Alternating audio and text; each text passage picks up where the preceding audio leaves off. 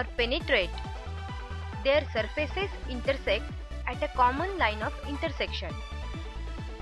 We must know the exact location of the intersecting line for the development of the solids.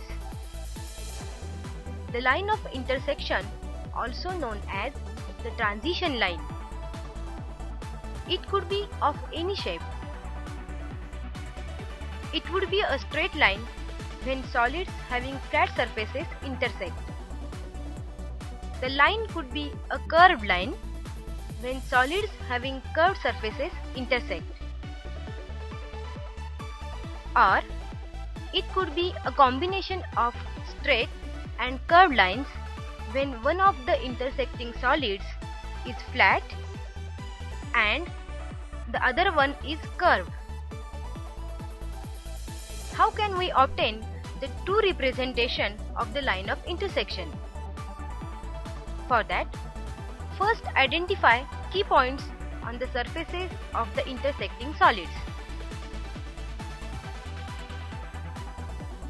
Then, draw a number of lines known as generators from key points to plot the line of intersection. We have two methods to obtain the line of intersections. One of them is the line or generator method, and the other is the cutting plane or circle method. Let us look at the line method. Here, generators are drawn on the lateral surface of one of the solids. The points where these generators intersect are marked on the surface of the other solid. Then, the line of intersection is obtained by joining these points in a sequence. In the cutting plane method, a number of cutting planes are assumed to cut both the solids in the area of intersection. The position of the cutting plane may differ with the reference to the plane of projections. Points are marked on the surfaces of the solids where these planes cut. The line of intersection is obtained by joining these points in a sequence. Now let us solve one example to understand things better. A vertical square prism is resting on the HP with its faces equally inclined to the VP.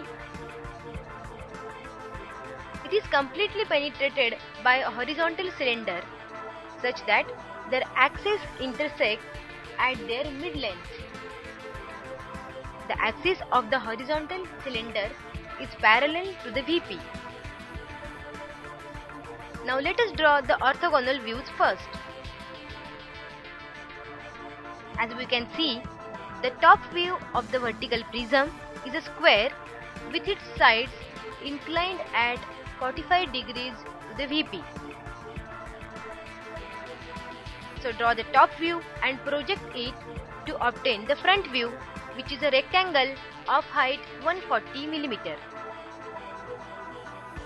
Now by projecting all the details from the top and front views, we get the side view.